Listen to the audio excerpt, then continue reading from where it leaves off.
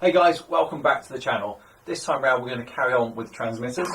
In particular we're going to be looking at the Futaba T18SZ and we're going to be looking at flight conditions on this, in particular how I use flight conditions. So this is really a continuation from my last video on the T18SZ, which was a beginner's guide to how to quickly set up the transmitter and get your model flying. This time around we're going to go in more detail on setting up conditions and really why I use conditions instead of just using rates. Let's go.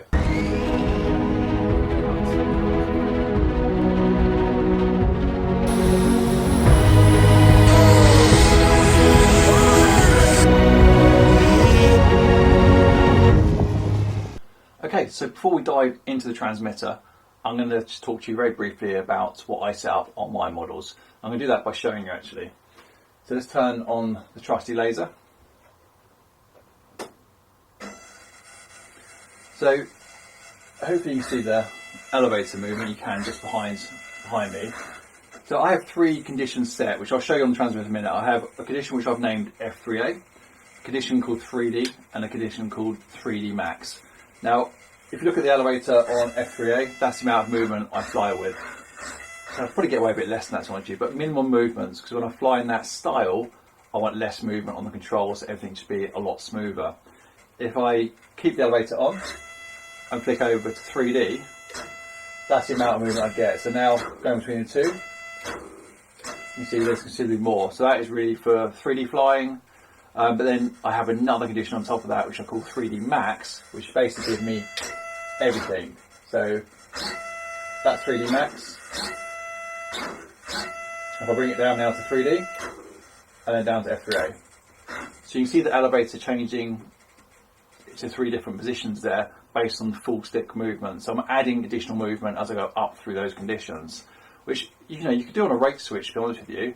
But what I've actually done with this is I've also mixed in some extra exponential as well. So the model still feels the same, even though it's getting much more movement on the controls. So I want the centre of the stick to feel very similar. And then when I move the stick to further extents, I get more movement than I did in the other conditions.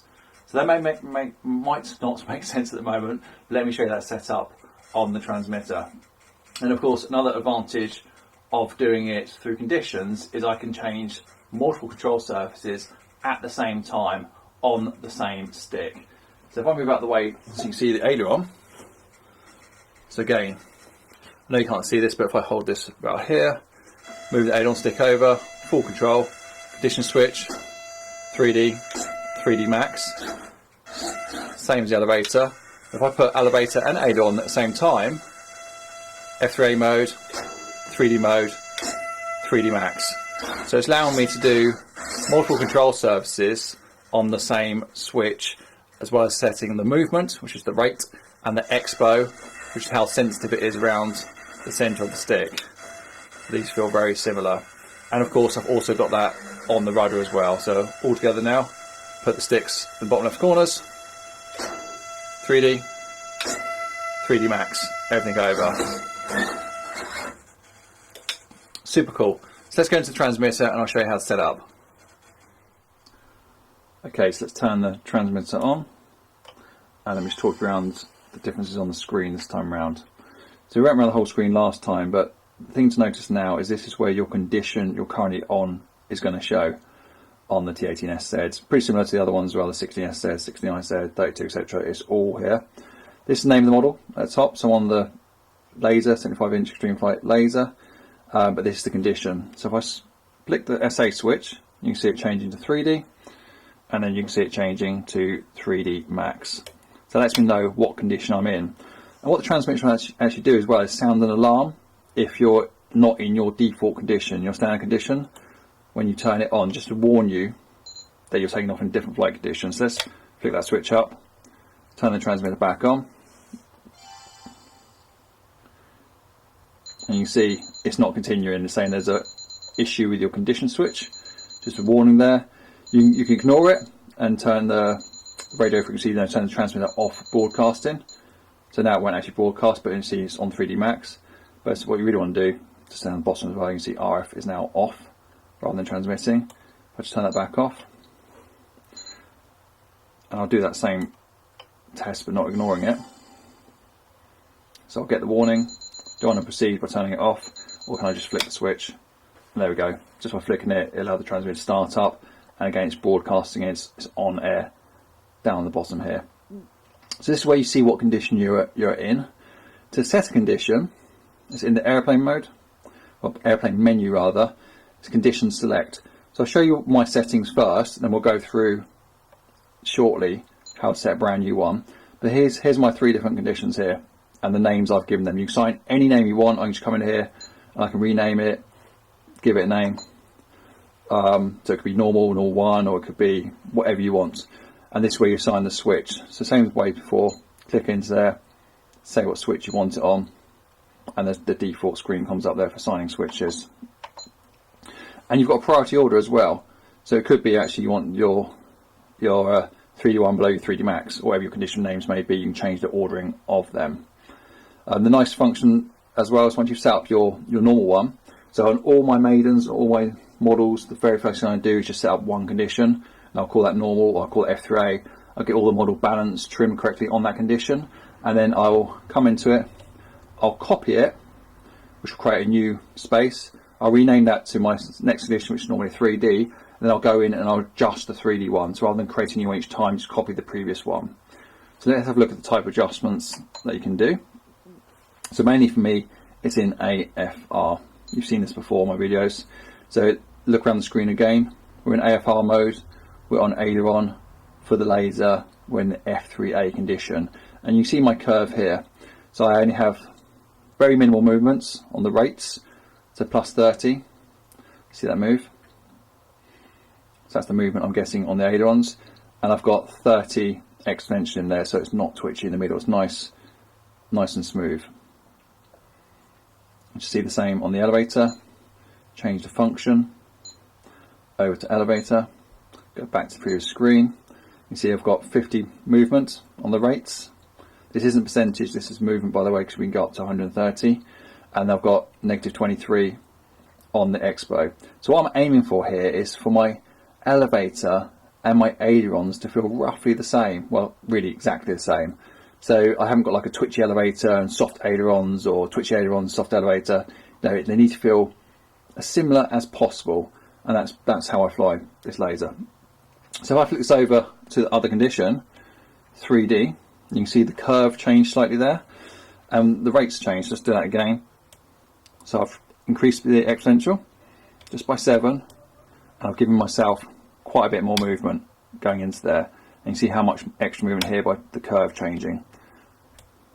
And then finally, if I go to 3D Max, I've given myself pretty much everything, 125, 130 on the movements. I have to have a look as to, the elevator, sorry. So I've got more on the negative, more down elevator than I have up, which is just to do a particular maneuver I like. And I've got 45 on the expo there, compared to 30, compared to 20. So I'm trying to keep a similar feel to the model across the different conditions, but also a similar feel to model with the different control surfaces as well. And I think that's even on the rudder. Change the rudder, go back, so you can see I'm in F3A condition. I've got 50 movement on there, and then when I go to 3D, 70 movement, more expo, and then full movement, but I've left the expo the same on that particular control surface. So it only goes from 35 to 60, but the movement changes on 50, 70, 110, which is pretty much full rudder movement. So that's how I've set up my conditions for this model. The majority of my other models of this type of aircraft, which lasers like a 3D aircraft, so my extras will be set up very similar to this.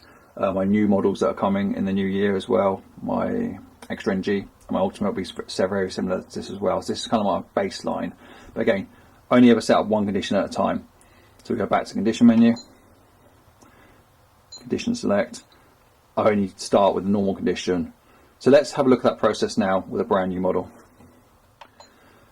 Okay, so let's create a new model so I can show you how the conditions are by default. Go into model select. Let's say new model, are you sure? Yes. Transmitter restarts. and we can see we've got a new one at the top, which is what the next available space for, sorry, next available name for the model. And then we have condition 1. It's not called new because I already have a model called new in the system from where I was testing before. But we can rename these, don't forget. You can rename that, always encourage rename that, and always encourage checking this every time you start your turning transmitters to make sure you're on the right model. So this default conditions, it's going to check that out. Again, behind the airplane menu, into condition select, it just has 1 in there. So you do what we did before on the last video, go into AFR, do all your settings in AFR. You would go into everything else for setting up a brand new model. So you'd go into linkage menu, sub trims, servo reverse, make sure that's all correct. Obviously you've done your system type ready to bind it to the receiver, to the plane. And once you're happy with everything and you've flown it, then I'd go ahead and duplicate that condition, or firstly rename that condition. So come in here, rename. For me, delete that out. F3A is what I call my default one because I used to fly aerobatics many years ago, so that's just my normal setup for me. So we've called it F3A. Come back and there it is, so all the screens are now changed. So at this point we're happy with that, we've flown the model at least once. I'll then come in and I'll copy it. No, beg your pardon. Go back to menu, first have to create a new condition, so you have to add it. So add second condition, and then you can copy your first condition into your second condition by hitting the copy function. So the source is the F3A and the destination is going to go into the second condition. So just tap that, select your other condition and hit copy, and then go back a menu. Now all the settings that are in the F3A will now be copied into condition 2. Now look, you don't have to do it this way around. You can come in here, create 3, 4, 5 conditions, then go into each one and start tweaking settings. This is just how I do it. So I don't have F3A, I'd rename that now. I'm going to call it 3D. Hit back, and now I have my 2 separate conditions, but I haven't assigned it to a switch.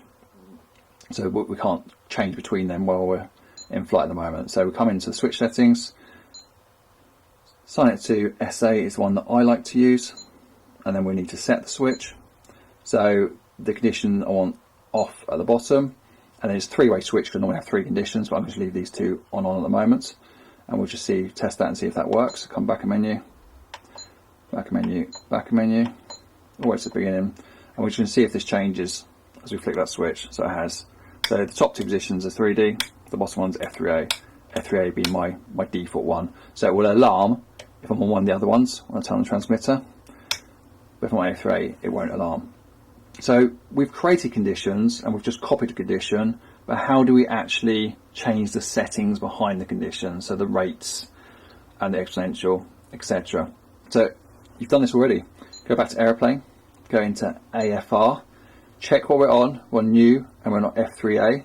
So let's change this one first. I'm going to bring the movement right down to 45 for left aileron and right aileron. I'm going to put some expo in here, negative 20. Positive would make it more sensitive. And then if we go back a page, so you can see it easier. Go back, go to the top menu rather. So you've got new model F3A. These are 45 and 20. That's what I've set. Flick it to 3D, and it's still staying the same. Now that is because I'm grouping. So you want to deselect group, because you're going to do this single. Each function is going to be assigned singly to that condition. I think that's what that means, but I know that's what I have to set, and it works. So let's go back, into main AFR. So again, F3A condition, this is current settings, so on back to 45, flick to 3D, and now let's change them. So I'm going to say more movement for 3D, and more expo because I've got a lot more movement. Again, these are just made up settings. Obviously I'll do a lot of testing around this. And then if we flick the switch, you'll see them change now. It's 45, 85. And that's how you simply set the condition. So pay attention, I've said it loads of times, the model and the condition you're on, make sure you're on the right settings before you start changing them. If it's not working, check to make sure the group is set to single, and you have to have each function. So elevator, change it to single, go back, and then change these settings. So hopefully I haven't confused anybody there. If I have, I apologise, but just pop a comment in the comment section below the video, and I'll do my best to answer it and clear it up, or if I do need to do another video, I'll clarify on that one. But that's really is all there is to it. It's just a quick overview of setting conditions on the Futaba T18SZ. I hope you found that useful. I'll see you next time round.